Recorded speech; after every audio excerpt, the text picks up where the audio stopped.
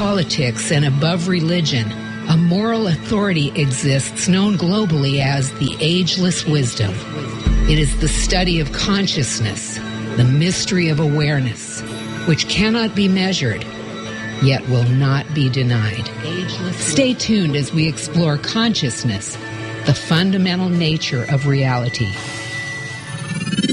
Welcome to the Ageless Wisdom Mystery School with Michael Benner. And you're listening to KPFK 90.7 FM for all of Southern California and streaming for the world at kpfk.org. Thanks for joining us today. Wonderful program for you. We're going to talk about consciousness and quantum physics, the interface of metaphysics and physics, I think, of spirituality and the material world, with a fellow who I consider to be a good friend.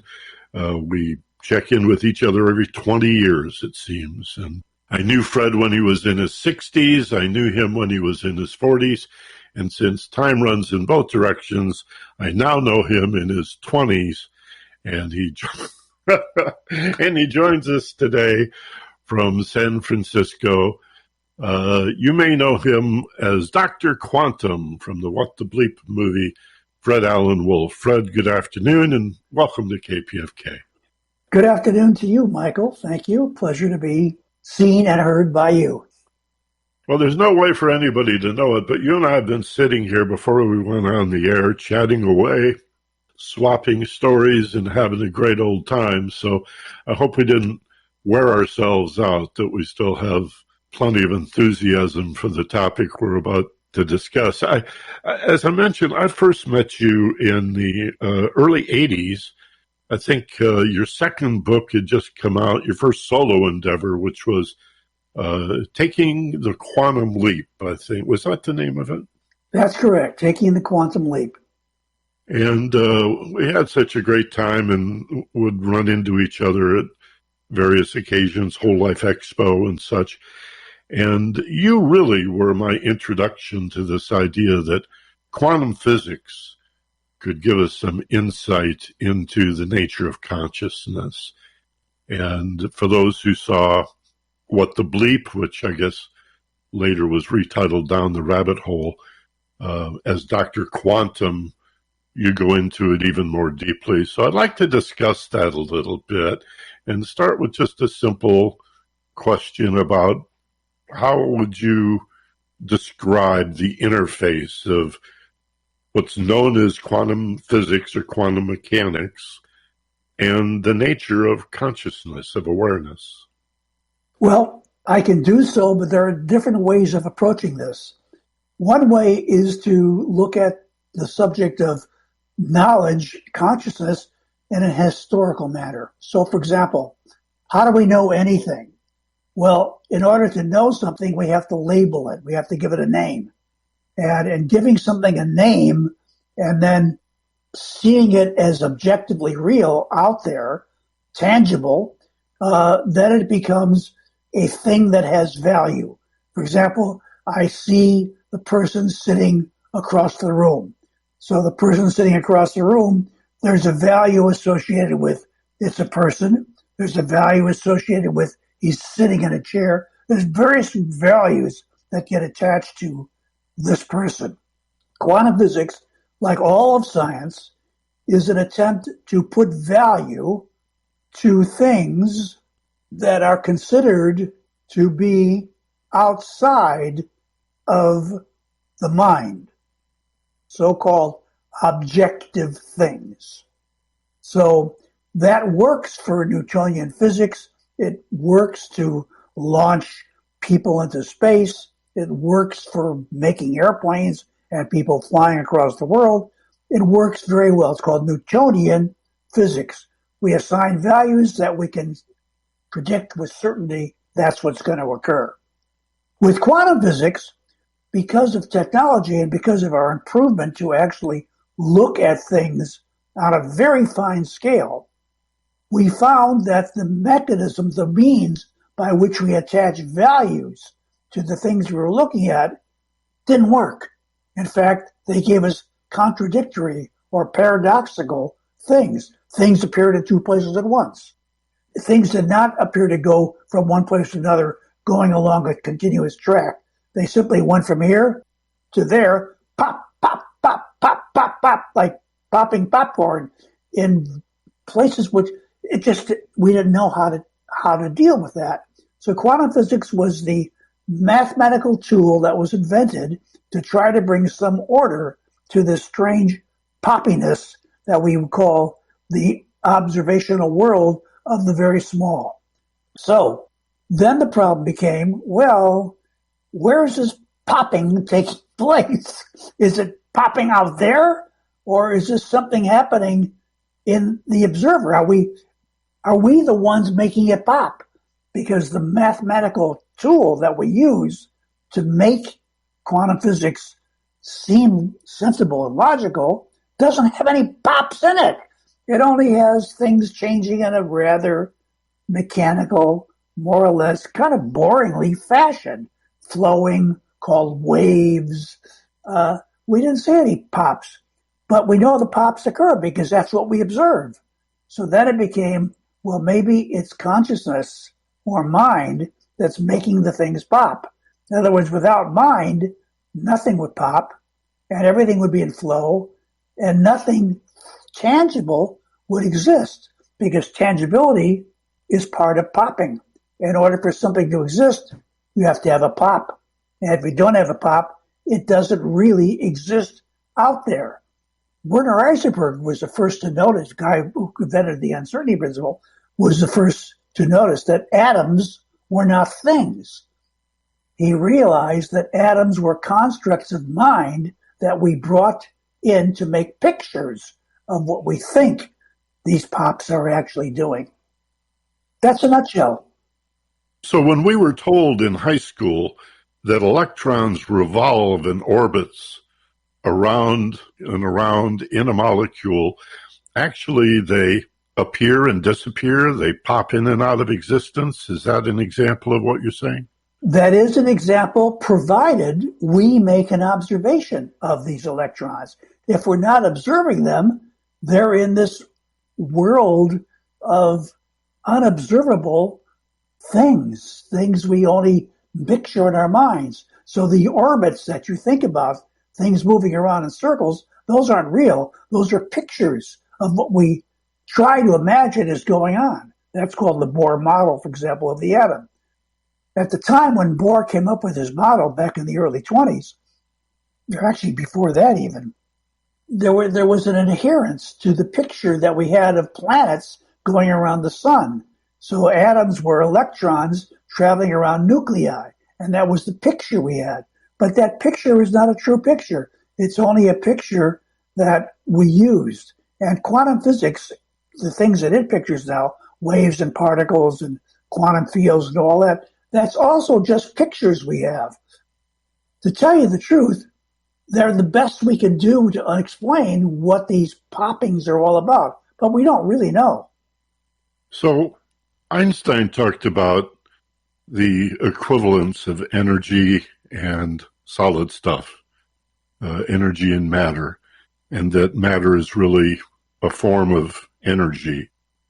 The double slit experiment, that again, referring to the What the Bleep movie, I think, as Dr. Quantum, you do just the most concise job of explaining the results, if not the implications of the double slit experiment, that these particles, as single electrons or photons or whatever, are shot out of this gun one at a time through these double slits, that they make an interference pattern, a wave pattern on the back wall, unless we put a detector there, in which case they go back to seeming to be particles rather than waves.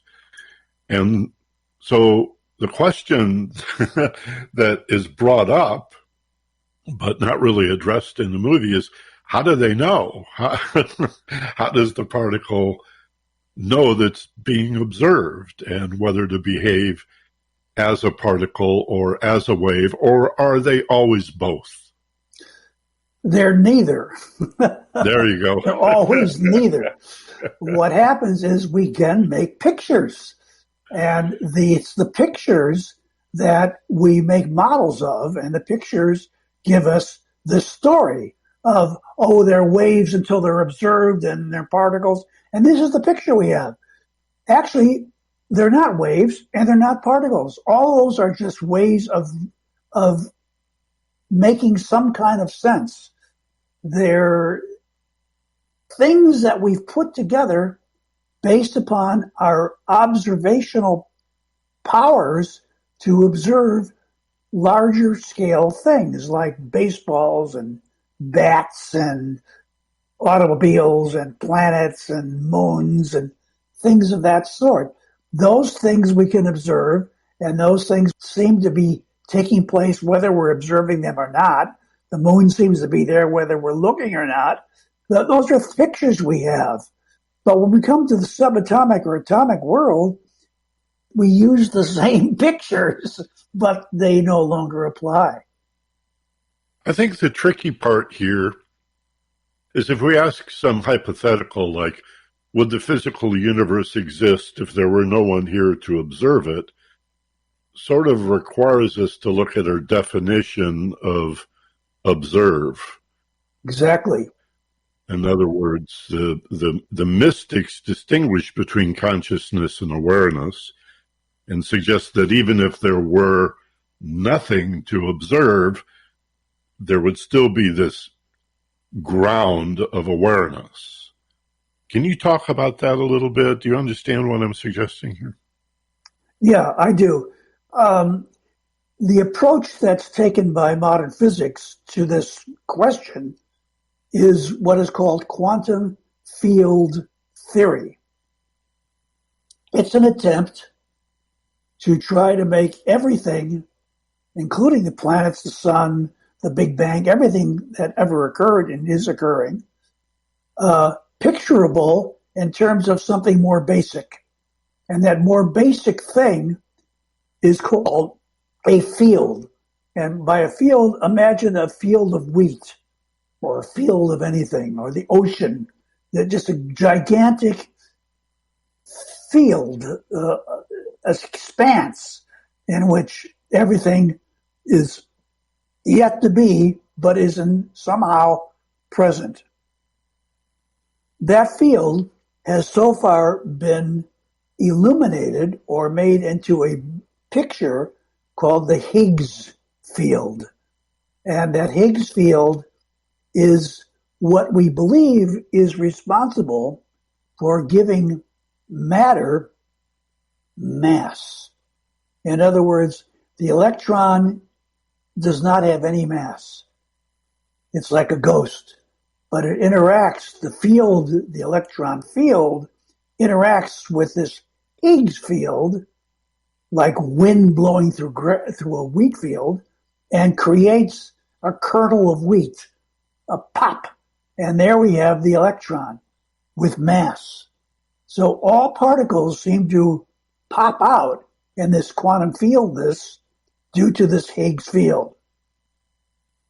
What is left out in the physicist picture is the deeper meaning of the Higgs field. And in my thinking, the Higgs field is the physical manifestation part of the conscious mind of the universe. So it's mind, fundamentally, that is responsible for the creation of the various things that we see, which appear as a result of interaction of fields of thought. The Higgs field, the electron field, these are not things which don't exist, but they're mind fields. And when they interact, they produce particles of various kinds, all the kinds that exist, including the Big Bang itself. You say in the What the Bleep movie that you talk about entanglement, and maybe we should touch on that briefly, the concept of particles that have an initial relationship near each other could be very far apart, light years apart, and still respond instantaneously to some external force. Spin one, the other spins in the opposite direction. And in what the Bleep, you say, well, before the Big Bang, there was but one point. And so everything is entangled. And when I heard you say that, I just rewatched the movie recently. When I heard you say that, I had to sit back in the chair and think about that for a moment. What are the implications, Fred, of everything touching everything, of this vast universe actually being one thing?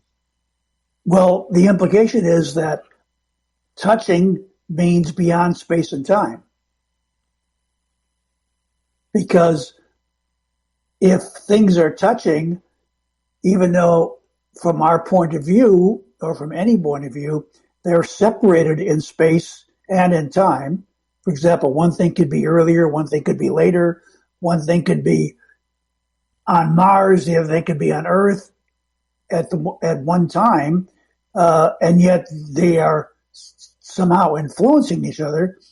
Means these things are touching in a way, or touching without necessarily involving space and time. That space and time becomes an arena in order to put the touching into separate categories of what we call entanglement.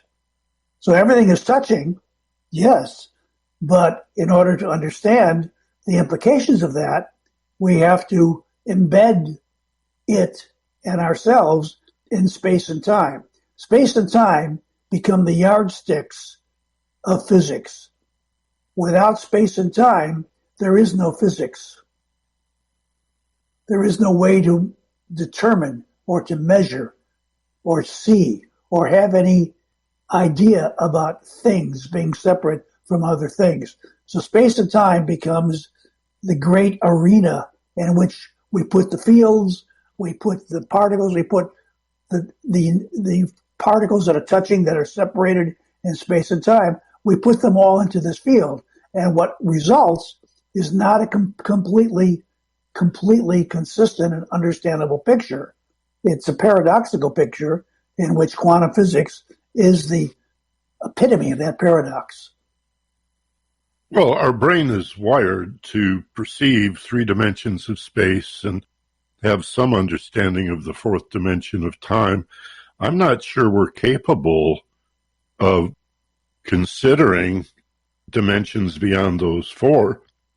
Again, to reference what the Bleep, Dr. Quantum visits Flatland and tries to explain this to a 2-dimensional creature, that you're more than a circle, you're a sphere. And how do we grok this idea? How do we comprehend the notion that there may be 10 or 11 dimensions or more? Well, there are some hints. There are some pathways that get lit up for a short time, then we lose sight of them, that are suggesting ways to proceed. The 60s, LSD, that certainly opened up some pathways to see these things. Some people couldn't see them at all and just got obliterated by it. But a lot of people were illuminated by what LSD taught them about connections that were beyond space and time. There's right now going on in the world, there's a lot of interest in UFO. There's seemingly now, although I looked at these reports, the government is saying, well, we don't know what they are, but they are. That's very different than what they used to say. We don't know what they are, but we don't think they're anything. Now they're saying, we don't know what they are, but they are. So there seems to be a different kind of, let's say, growing awareness. And in my mind, thinking about this, and I only can speculate about it all, is that we are witnessing events, and especially the ones that you see on TikTok and all these crazy UFO pictures that you see that the Navy has taken or whatever, which I can never understand. They look very fuzzy to me. But if they are what is being described as things which seem to disappear and reappear and go from one place to another place, it seems like we're looking at things that are pretty quantum. And it seems like we're looking at things which do not have a fixed amount of mass. So we may be seeing ways in which the connection between matter and the Higgs field is temporarily disrupted. So these things are no longer massive, and therefore without mass, there's no gravitation that can affect them. Nothing can affect them. There's no space or time for them. They just zip. They do whatever they do. And so I think we're seeing something like a disconnection taking place between this Higgs field, which is part of consciousness, if you will, or the part of consciousness that deals with making matter appear as solid, and appearing is part of consciousness in which matter is not solid. And that image, that afterburn, is still being shown, and that's what Navy pilots are seeing. That's my speculation. Sort of like tracing on LSD, where you move your hand across the field of vision, and it's like 20 hands. It's where your hand was. It's where it used to be. It's where it is now. It's where it's not yet been. And in college, I had a tapestry on my wall, and I did this industrial dose of LSD and sat there for hours and watched the horses running around the outside of the embroidered horses running. And when I touched the tapestry, they would stop. And the minute I took my hand off the tapestry, they would run. And so I played this tapping game for hours of, to see if I had any control or influence. And you're saying that's all perception. Whether I was straight or whether I was blazing or whatever, it's all in my head. Well, I'm not saying, I don't know how to say it's in your head, it's in mind. It's part of the way the mind works. And in your brain, it's a field of mind that works with what it's got to work with.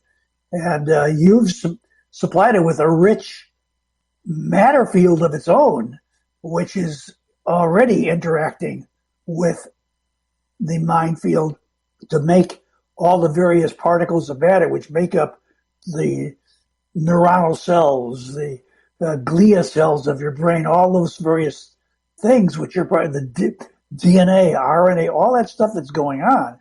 Those are already in a self-regulatory manner interacting with the field. And when you take these substances which influence those connections, you begin to see a different view of what is supposedly reality.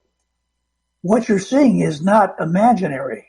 It's as real as what you're seeing without taking LSD. It's just you're getting a different glimpse of it. See, it's a mistake to think that because people have hallucinations, they're seeing things. They're not seeing things. They're seeing reality in a different way. It's like the magician who shows you a trick, and suddenly you decide to look behind the curtain. And there behind the curtain is the wizard. And he's saying, "Oh, don't look at me." Yeah. But you say, "I'm sorry, I took LSD. I am looking at you." Don't look at the man behind the curtain. Well, Toto pulled the curtain back for me that day. I suppose somewhere the horses are still running around that tapestry. Fred Alan Wolf is my guest, and he's Dr. Quantum and a renowned quantum physicist and the author of many books, including Taking the Quantum Leap. And we'll have more if you stay tuned. We'll be right back. This is the Ageless Wisdom Mystery School on KPFK. We realize that times are definitely tough for so many right now, and that you may have had to rethink what you can afford to give to your favorite nonprofit organizations. That's why we're so appreciative of those contributions that we actually do receive. It says a lot about how important KPFK is to you that you continue to voluntarily invest in this station. We thank you because you're helping to provide this essential community service to everyone in our region and beyond. You're helping to move the conversation forward. And if you're able to, but haven't yet, please make that investment in KPFK right now. Please go to kpfk.org and pledge securely online, or call us at 818-985 818-5735. That's 818-985-KPFK. Thank you.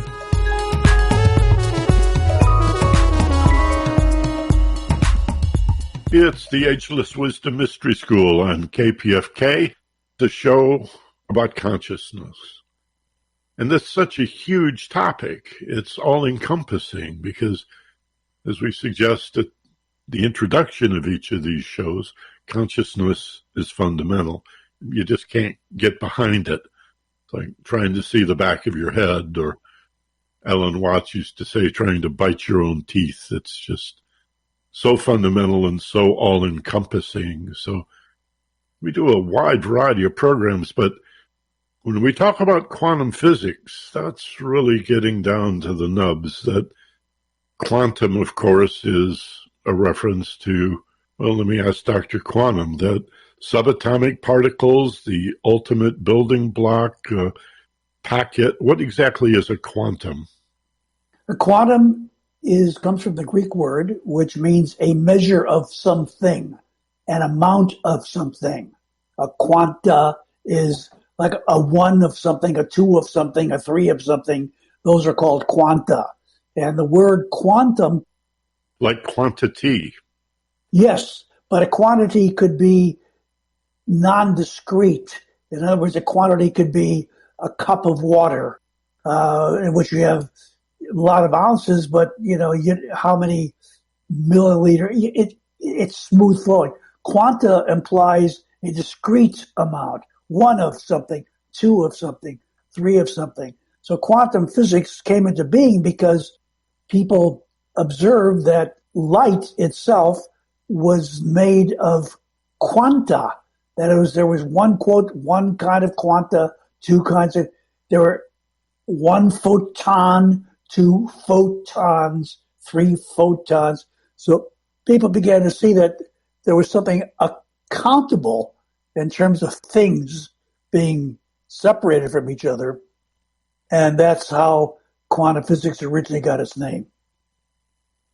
We're often told or we hear that there are these two divisions of physics. There is classical physics, Newtonian physics for big objects, basketballs, billiard balls on the table, rocket ships, cars, and then quantum mechanics or quantum physics, which are these tiny subatomic particles. I think Stephen Hawking's coined the phrase, the ultimate grittiness of the universe.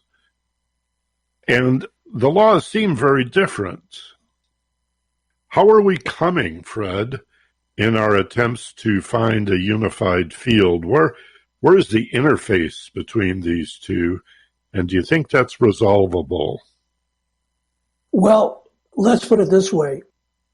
We are in a state of becoming rather than a state of finality. Rather than saying we're closer to the final goal, I would say that we are on the pathway to a goal which we do not really know what it will be. It's in some way invisible to people because they have different visions of what that goal should be. For physicists or scientists in general that are fundamentally materialists, pragmatists in a sense of being things have to be out there whether I see them or not, for those types of people, the final goal is ultimate matter. But for people like myself and other people who seem to be more, you might call, in some sense, idealists, or I don't know what the right word would be, we see mind as being the fundamental final goal that we are trying to achieve some understanding of. So we see matter as a stepping stone into mind, rather than, as it's presently viewed by materialists, as mind as a way to grasp matter, but mind itself is not something we are even wishing to grab hold of.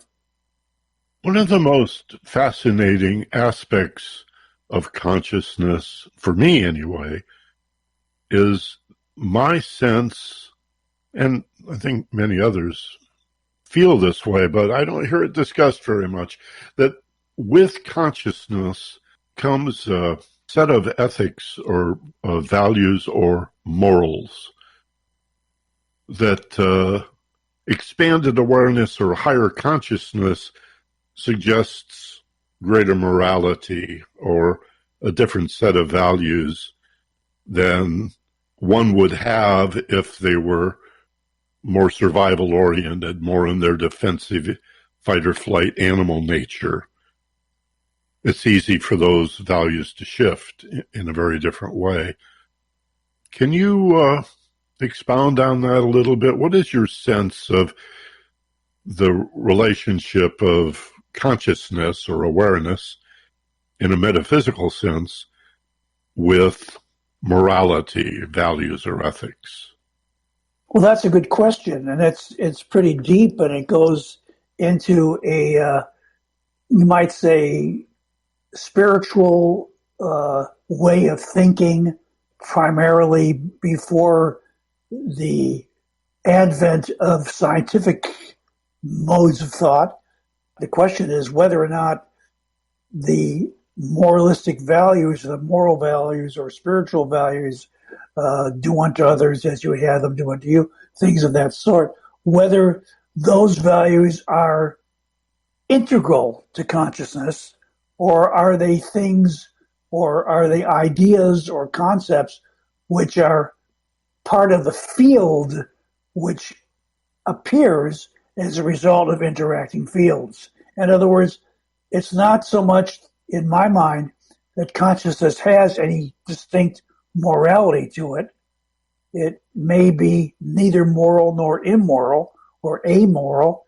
It just, things like morality and care and wisdom and these various things that human beings are capable of achieving are, I think, part of consciousness, but they're not necessarily in consciousness itself, other than as ideas of consciousness.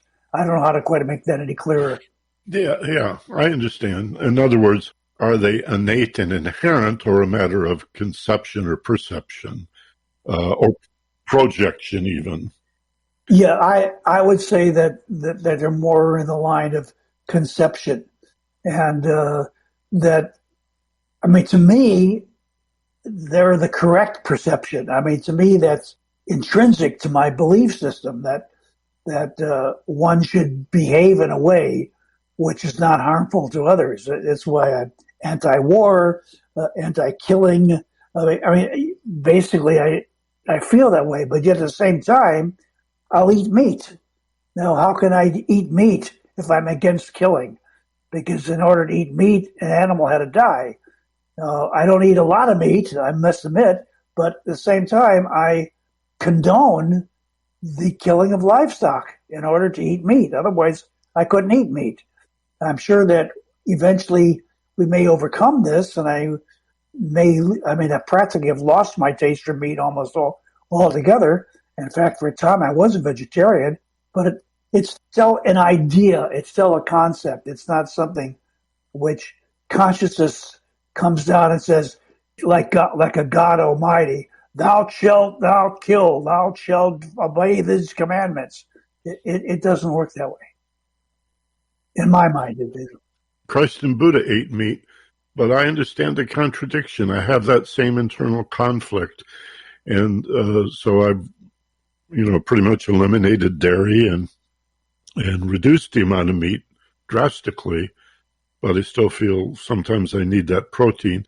I think the conflict or contradiction could be in part that paradoxically we are both. We are spirit and this loving energy, that longs for justice. That to me is a fascinating part of spiritual love, how much we care about things being fair and just.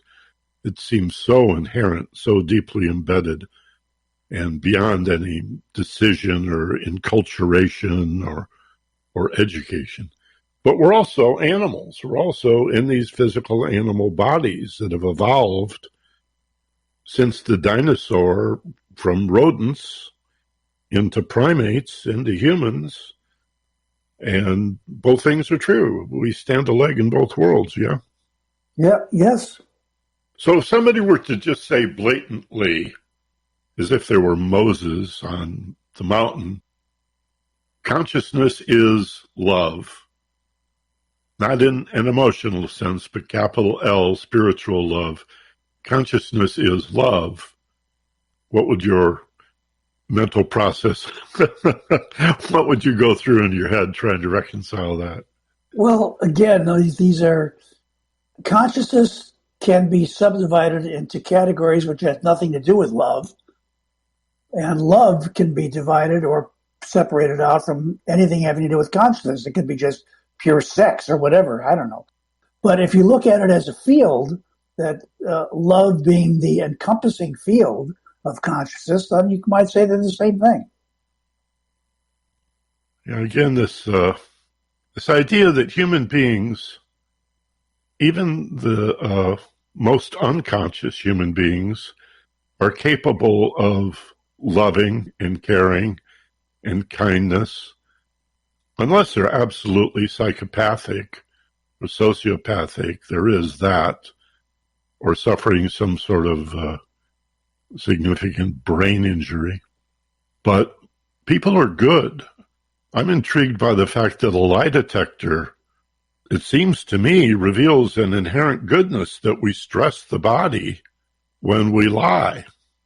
And the brain knows you're lying, even if the conscious mind can justify it somehow and say, well, lying is relative and subjective, but the brain knows the difference, and the brain responds to lies as if something dangerous is happening. So the fact that a polygraph works, what are we to presume from that about the inherent goodness of humanity? You got me. Am I outside your field, Fred? We're at a point where I'm just drawing a blank. Well, to me, that's part of consciousness. And I don't claim to understand it, obviously. There are some questions where, it's more important to just keep asking the question than believe you've arrived at some sort of answer.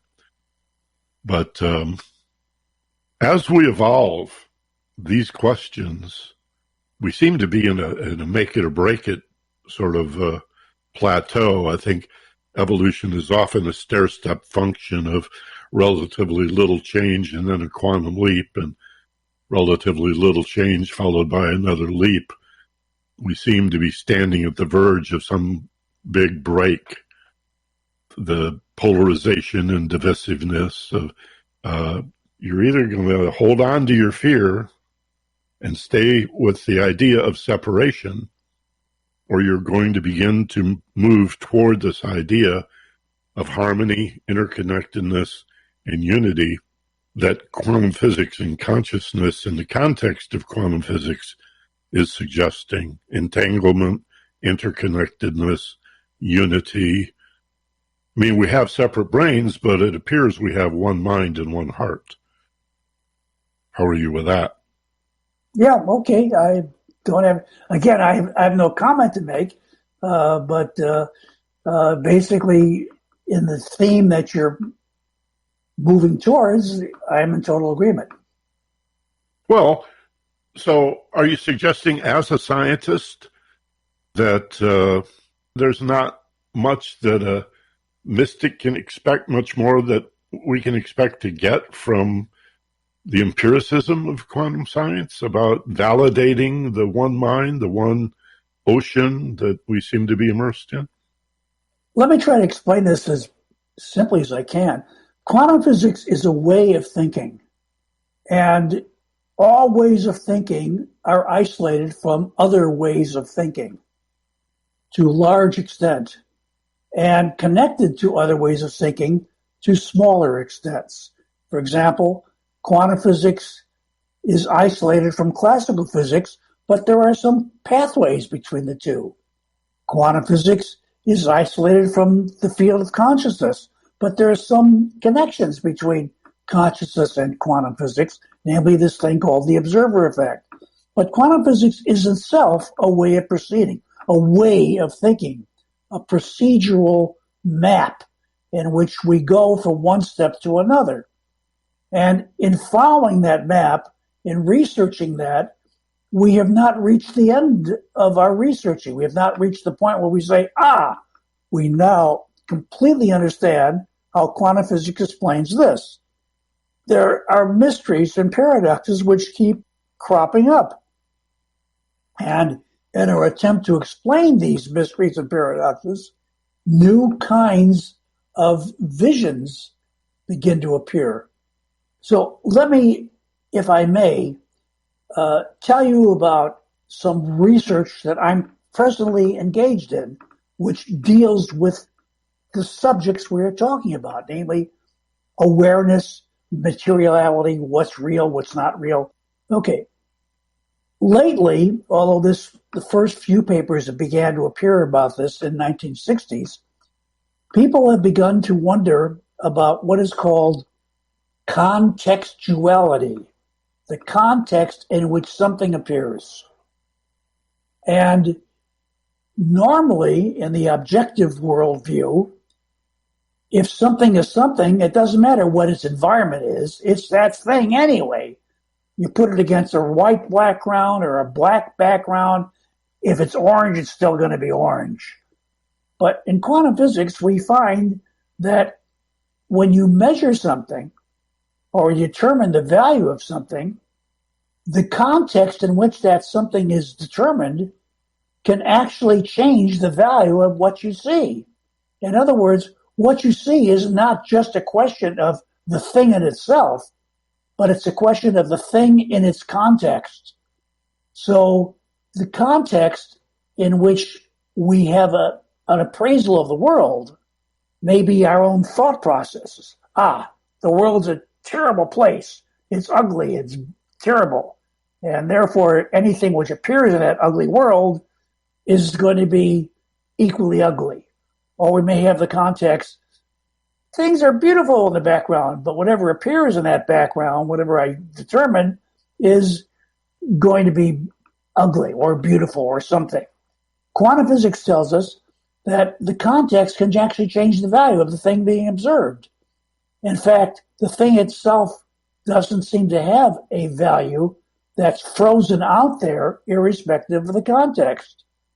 However, and this is what's tricky, if it was possible that a thing could have a value, that even though the context could have changed that value, it would be possible that the context for that thing is not set in the past, but is set by our future thinking. What we think will happen can be the context for how we're going to go observe a thing which has already been observed.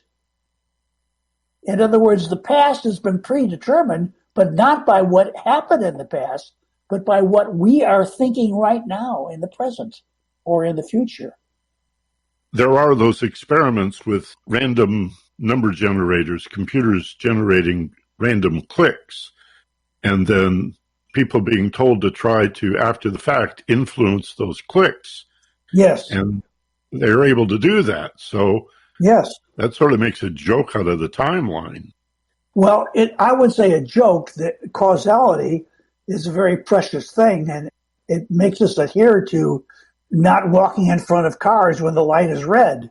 I mean, we want to have causality because we don't want to be reckless about it. We don't want to recklessly disassemble the material that's been so carefully assembled to make a Michael Brenner or a Fred Allen Wolf. So we have to be very, very careful about how we go about violating causality.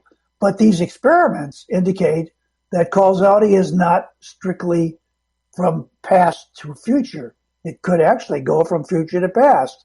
And that's maybe what these experiments have been showing. And quantum physics, now we have experiments and we have theoretical proofs that that is indeed what happens, that the future, the knowledge of the future can affect what is absolutely observed in the past. Well, we've come full circle now. I started by saying time runs, and both directions. And now that you're in your early 20s, it's a joy to connect with you again. Fred Alan Wolf, my guest. Fred, thank you so very much for taking this time to be with us today on KPFK. You must have a website. And how many books do you have at this point? 17 or 18, depending on how you count. And what's the best way for folks to find out more information about you? What's your best website? Well, the best way and the simplest way is just remember Dr. Quantum, Dr. Quantum. Just type that into any search engine and let whatever appears appear. And there will be some way to connect with me from those. My website is pretty simple. It's myname.com. Fred Alan Wolf, spell it with 12 letters, FredAlan, Wolf like the animal, FredAlanWolf.com. That's my website. So click on FredAlanWolf.com or type in Dr. Quantum on any search engine, and what appears will appear. There's a lot of stuff out there on Dr. Quantum. I'm on YouTube, TED Talks, videos, audios. You can find me. And now this show too. Fred Alan Wolf, again, thank you, sir. It's just such a pleasure to be able to chat with you today. Best of luck to you and your family. We'll talk again, I'm sure, sometime in the future. And thanks again for being with us on KPFK.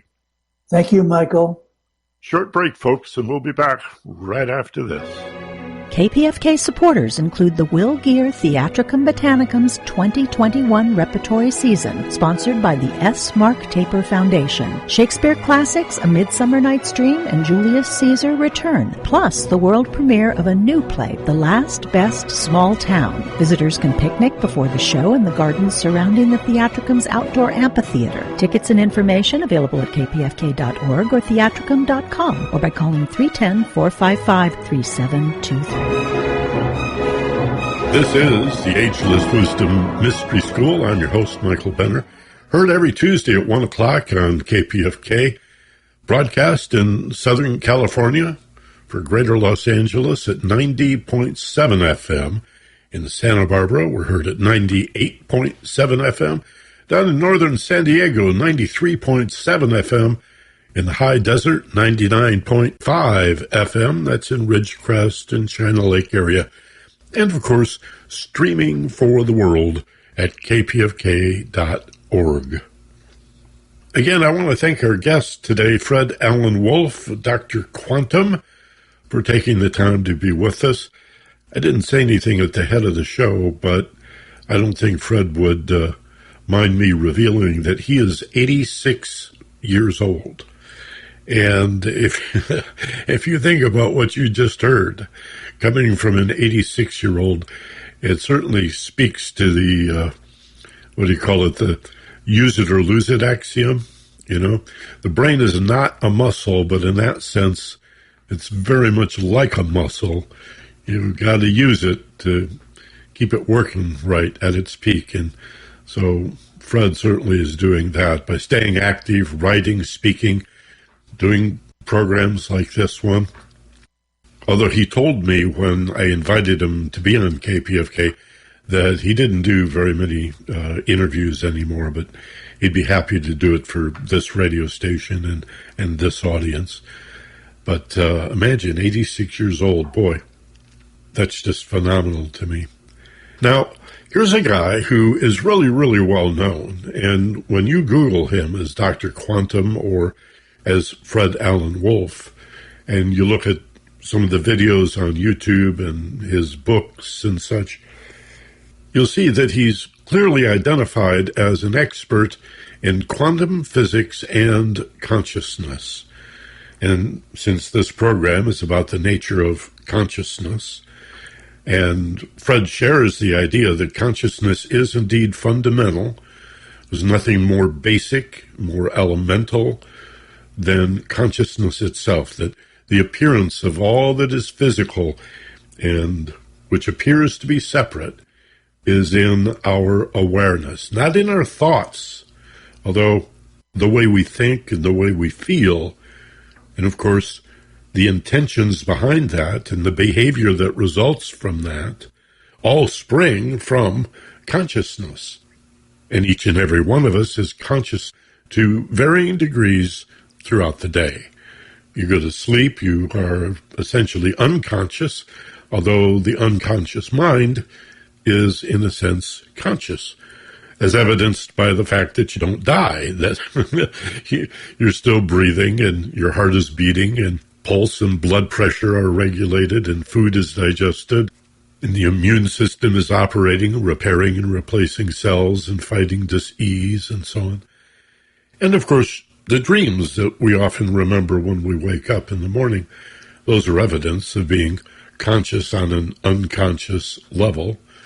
The terminology is a little confusing, and yet, again, when we sleep, although we appear to be unconscious, there is consciousness at work. And throughout the day, we say, oh, I was awake, I'm conscious, I'm driving the car, and yet, what are you thinking about?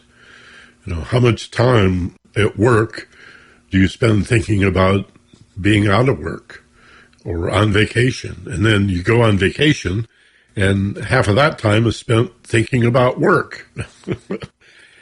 And I think everybody knows the difficulty with reading as slowly as we do because we've been taught to sub-vocalize. And so at 250 or 300 words a minute, your brain is so bored that it's easily distracted. It looks for something else to do. One of the main challenges in maintaining focus and concentration when you read. You've got to learn to read 800, 1,000, 1,200 words a minute to really have the concentration you need to improve your comprehension. So it's easy to space out when you're conscious and be semi-conscious or unconscious or pre-conscious. But consciousness, awareness is probably the best synonym for it. Maybe we could say understanding. The two questions that I had for Fred that he wasn't really willing to comment on. I think he was able to, but I don't think he wanted to take off his scientist hat. Because I know he has opinions on these, but he wanted to speak as a scientist and not as Fred, who I've known for 40 years or more. But the one question about whether expanded awareness or higher consciousness carries with it an exalted set of ethics or values or morality, a moral authority, as I often call it. And I think it does. Fred didn't want to commit to that because so much of, quote, reality is how you look at it. So it's a variable, would depend on the individual. And yet there is a great overlap. Generally murder and theft and lying, these things are considered to be unethical, immoral, and not the way you would want other people to treat you. And then the other question that Fred did not want to comment on at all, but I'm going to continue to look for somebody to help me out with this. The whole idea that a lie detector, a polygraph, which measures stress, demonstrates the link between lying or being deceitful and stressing your body, stimulating adrenaline and cortisol and suppressing the immune system. When you lie, when you seek to deceive, when you bear false witness, you're hurting yourself. You're promoting illness, disease, aging.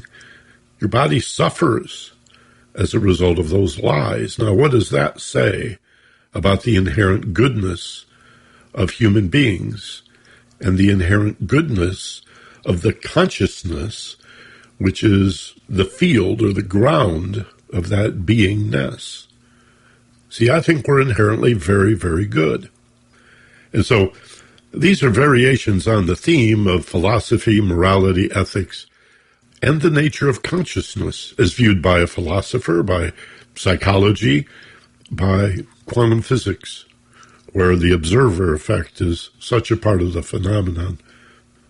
So if you permit me a segue here, if you enjoy this program, which is about consciousness, you're interested in the nature of awareness, insight, understanding, then I would have to assume that you're comfortable or learning to become more and more comfortable with a growing and expanding set of ethics and values. You want the world to be fair. You want it to be just. You're an anti-racist. You fight against misogyny and xenophobia. You see the good, the true, and beautiful in all people. And, of course, there is a shadow side. As a matter of fact, next week, we're going to talk about the shadow in human beings from a Jungian point of view. So stay tuned for that a week from today. My guest will be Dr. Connie Zweig, talking about the shadow side of humans. And so there's my appeal to you to make a contribution to KPFK. It's ethical. 9 out of 10 listeners to this radio station never donate anything. So how much are we asking for? Well, you'll hear various program hosts ask for $100, $150, $250. We have premiums and thank you gifts to encourage you to give more. I'm usually promoting the Sustainers Circle, a subscription basis where you contribute $10 or $25 or more every month by setting it up once on the website, kpfk.org/donate.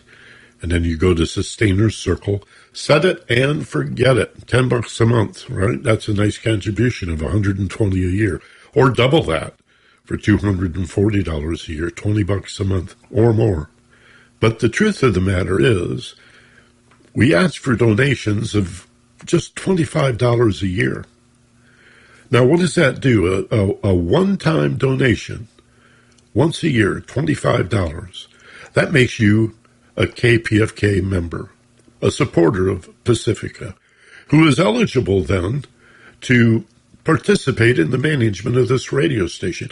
You can vote for members of the local station board. You can, if you meet the qualifications, you can run for a position on the local station board. And there's other ways for you to get involved. If you just contribute $25 once a year, my goodness, that's a little bit over $2 a month, 50 cents a week. Anybody can do that. Everybody can do that. And if everyone did, boy, we'd be in like Flynn. Our problems would be solved. But most people won't, because you're invisible, sort of like the internet. You're out there, you're listening, nobody knows who you are. You can listen for free, nobody's going to know. Nobody except you. And does that stress you? Is that wearing on your conscience to dip into this commercial-free, non-profit, progressive radio station, programming 24/7, 365 days a year, holidays, Christmas morning? Somebody's on KPFK. New Year's Eve at midnight, there's somebody here broadcasting on KPFK. And they do it for you, and they do it for me. They do it for our families. They do it for the community that is Los Angeles and Southern California. They do it for the nation, and the truth is we do it for the world. So wherever you happen to be right now, you could be in the interior of China. And I know I have podcast listeners all over the world. Inside China, all through Asia, in some of the most repressive countries in the Middle East. KPFK is available on the internet. In some remote places where people are not even on the grid. I have friends in Hawaii who are able to listen via direct download from a satellite to KPFK. All across Europe, Africa, South America, not to mention North America. Wherever you are, you can listen to this radio station and you can make a heartfelt contribution to this radio station of as little as $25 once a year.